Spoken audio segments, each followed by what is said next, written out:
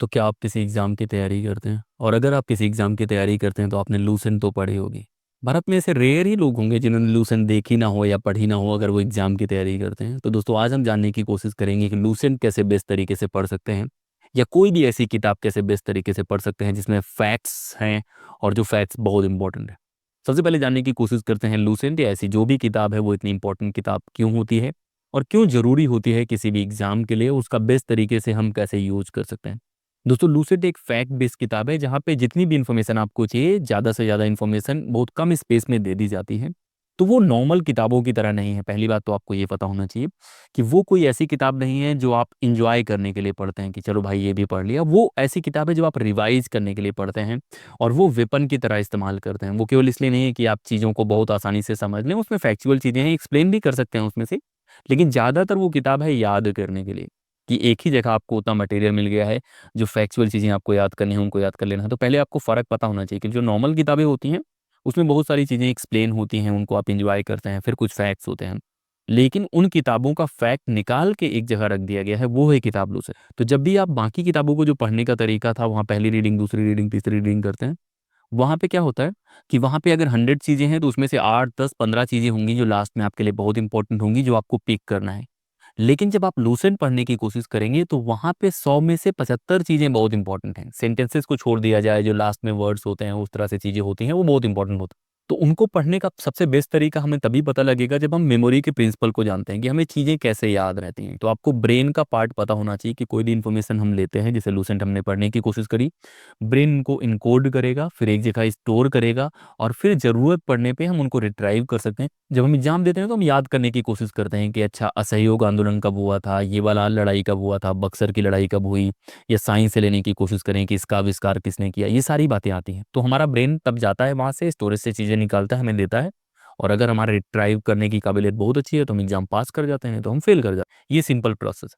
लेकिन उसमें कुछ चीज़ें और भी होती हैं जिसमें टेक्निक्स वर्क करती हैं। एक वीडियो मैंने बनाया था मेमोरी के ऊपर कि कैसे आपको चीज़ें ज़्यादा बेहतर याद रहेंगी, वो वीडियो देखने की कोशिश करना तो आपको ज़्यादा बेहतर पता चलेगा।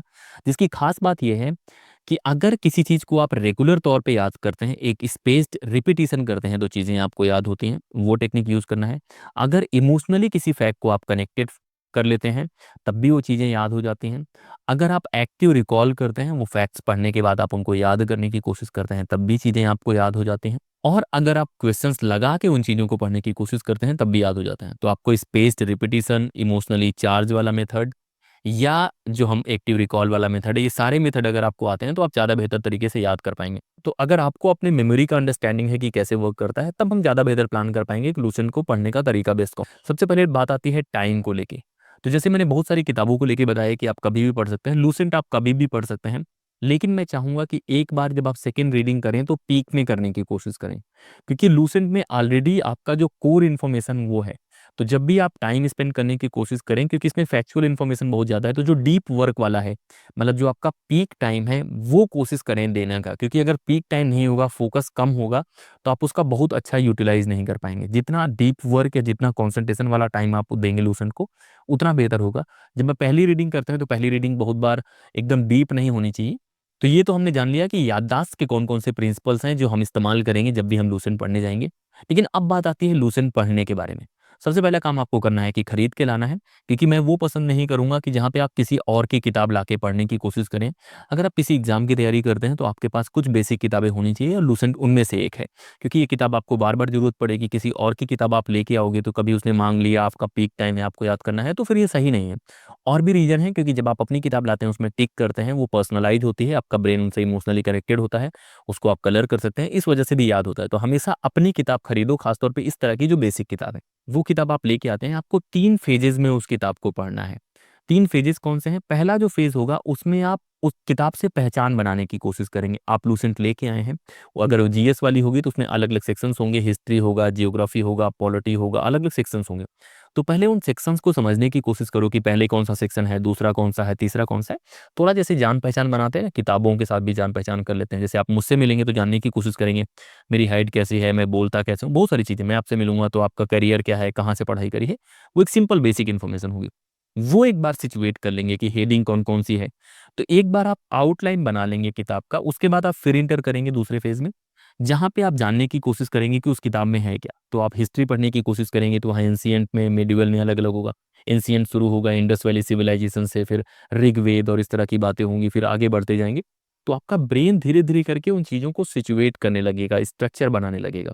जैसे अगर मैं इलाहाबाद से चलता हूँ दिल्ली के लिए, तो एक एक स्टेप लेने की कोशिश करूंगा। तो आप पहले पहचान बनाएंगे, फिर उसके स्ट्रक्चर को, किताब को समझने की कोशिश करेंगे कि किस सीक्वेंस में कौन सी चीज़ें हैं, और आपका ब्रेन उन चीज़ों को फिट करता रहेगा। अब जो डीप जाने वाली बात है, वहाँ आप फैक्ट्स याद करने की कोशिश करेंगे।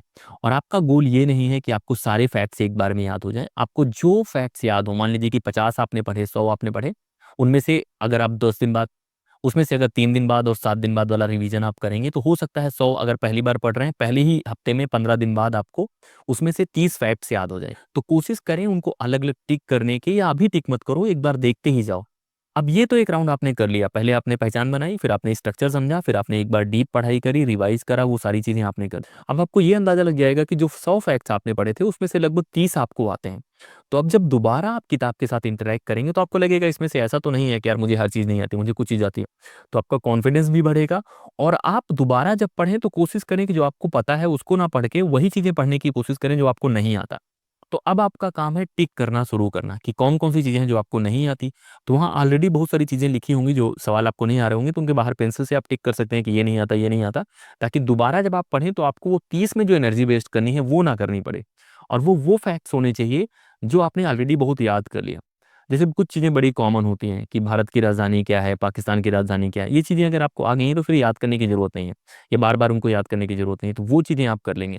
अब ये आपने कर लिया, फिर आप पढ़ते रहे और रेगुलर आपको रिवाइज़ करना है। मैं एक चीज़ कह रहा हूँ कि पढ़ना है, फिर रिवाइज़ करना है, पढ़ना है, रिवाइज़ करना है, एक सर्कल बना लेना है। उसके बाद फिर आपको क्वेश्चंस लगाने हैं बाहर, जो भी सब्जेक्ट आप पढ़ने की कोशिश कर रहे हैं, आप उसका मॉक टेस्ट दे सकते हैं, प्रीवियस ईयर क्वेश्चन पेपर दे सकते हैं।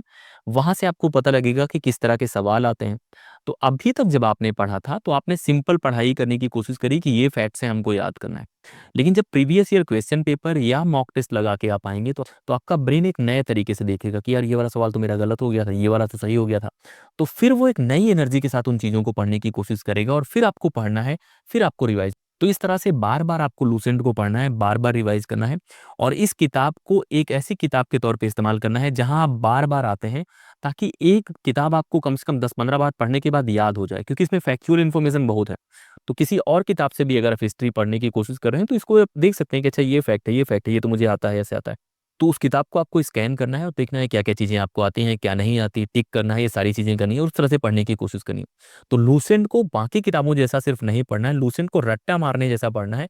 बेस्ट टाइम देना है, रिवीजन पे फोकस करना है, क्वेश्चन करने के बाद लगाना है और बार-बार उस पैटर्न को फॉलो करना है।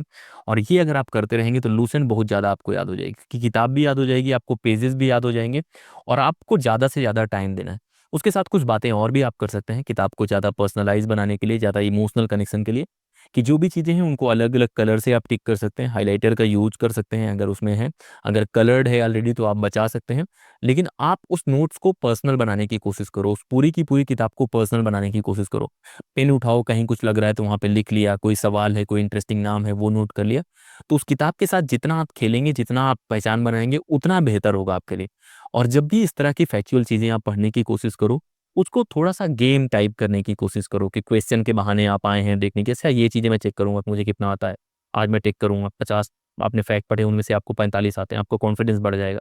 तो इस तरह से करने की कोशिश करो। ज़्यादातर बच्चे क्या करते हैं, उसको बोरिंग बना देते हैं। सुबह-सुबह उठ के लाउड पढ़ के ऐसे कर के उससे काम नहीं होगा। आपको उस किताब से दोस्ती करनी पड़ेगी, उससे पहचान बनानी पड़ेगी, उसकी चीज़ों को जानना पड़ेगा, खुद को चेक करना पड़ेगा, और तब भी लूसेंट जैसी किताब आप पढ़ पाएँगे। और ये किताब बहुत इंपॉर्टेंट है, और ये कोई पेड प्रमोशन नहीं है। किसी ने कमेंट करके पूछा था कि ये किताब कैसे पढ़ते हैं, और मैंने देखा है कि बहुत बच्चे इस किताब को पढ़ने की कोशिश करते हैं। ये इस तरह की कोई और भी किताब पढ़ने की कोशिश करते हैं तो उस किताब को पढ़ सकते हैं। और इस किताब में बहुत सारी अच्छी बातें हैं, जो फैक्चुअल चीज़ें कैसे कंपाइल की गई हैं वो भी हैं। तो ये तो है लूसेंट को बेस्ट तरीके से पढ़ने का तरीका। इस तरह के वीडियोज़ हम लोग लाते रहेंगे, और भी किताबों को पढ़ने के बारे में या उनको कैसे रटना है उसके बारे में। टाइम मैंने बता दिया कि आपको बेस्ट टाइम देने की कोशिश करनी है, खासतौर पे जब आप रिवाइज़ कर रहे हों। क्वेश्चंस का सहारा लेना है, पर्सनलाइज़ करना है लूसेंट को, अपना खरीदना है, और बार-बार पढ़ने की कोशिश करना है। और कोशिश करें कि लेटेस्ट लें, कोशिश करें कि जो ज़्यादा कलर्ड हैं वो लेने की कोशिश करें। और बहुत बार आपका ना भी पढ़ने का मन करे, कि मान लो कि आपका आज मन नहीं है, कि यार फ़ोकस नहीं, तब पलट के केवल देखते रहो, केवल देखो, अच्छा यहाँ पे ये है, यहाँ पे सीक्वेंस तो पता चलेगा। बहुत लोग को तो यही नहीं पता होता कि सातवाहन पहले आए थे या गुप्ता पहले आए थे। बहुत लोग को ये नहीं पता होता कि मौर्य पहले आए थे कि गुप्ता आए थे। बहुत लोगों को ये नहीं पता कि हर्षवर्धन किस काल में थे। तो वो एक बार देखते रहोगे तो पता लगेगा कि भाई मौर्य तो पहले आ गए, उसके बाद गुप्ता हैं, या गुप्ता के बाद फिर हर्षवर्धन का टाइम आता है, या मुगल के पहले हैं अलाउद्दीन के, अलाउद्दीन के बाद मुगल है। ये सारी चीजें कैसे पता चलेंगी? तो आपको डीप नहीं भी जाना तो पेज पलटने पे पता चल जाएगा कि भाई ऐसा है। पॉलिटी में अगर आप आते हैं और आपको पता है कि पार्ट 3 में क्या है, चलो नहीं भी पता है, तो जब आप पेज पलटोगे ना तो आपको पता लगेगा कि पहले फंडामेंटल राइट आएगा तब डीपीएसपी आएगा। कुछ नहीं करना, उसका बेसिक लॉजिक है कि पहले वाला पेज आया था फिर ये वाला पेज आया, क्योंकि वो ऐसे स्ट्रक्चर किया गया है, अरेंज किया गया है। तो ये जो तरीके मैंने बताने की कोशिश करी है, ज़्यादातर वो तरीके हैं जो मैं इस्तेमाल करता हूँ जब भी मैं पढ़ाई करने की कोशिश करता हूँ। तो मैं उम्मीद करता हूँ कि अगर आपको ज़्यादा इफ़िशिएंट तरीके से पढ़ना है या ज़्यादा यूज़ करना है इन किताबों को, तो आप ऐसे पढ़ सकते हैं। आपके अपने तरीके हो सकते हैं जो मेरे से डिफ़र कर सकते हैं, बिल्कुल आपका अपना तरीका हो सकता है। अगर आप खुद को समझते हैं, आपकी इफ़िशिएंसी बहुत अच्छी है, तो एक अच्छा तरीका हो सकता है, उसको भी इस्तेमाल करने की कोशिश करें। लेकिन जो तरीके मैंने बताए हैं, उस तरह से अगर आप करने की कोशिश करेंगे, तो शायद आपको एक बेहतर रिज़ल्ट मिले। तो इसी तरह के वीडियोज़ हम लोग लाते रहेंगे। आपका एक काम है कि आपको ये कमेंट करके बताना है कि आपको कौन-सा टॉपिक सबसे ज़्यादा पसंद है, जिसके बारे में हम और वीडियो बना सकते हैं। मतलब पढ़ाई से रिलेटेड, कि पॉलिटी ज़्यादा पसंद है, हिस्ट्री ज़्यादा पसंद है, जियोग्राफी ज़्यादा पसंद है, साइंस एंड टेक, जहाँ पे आप बहुत स्ट्रॉन्ग है और आपको बहुत मज़ा आती है पढ़ने का। आप कमेंट करिए और कमेंट करके बताइए कि वो टॉपिक आपको क्यों पसंद है, फिर उनमें से हम कुछ वीडियो बनाने की कोशिश करेंगे। इस वीडियो में इतना ही। जय हिंद।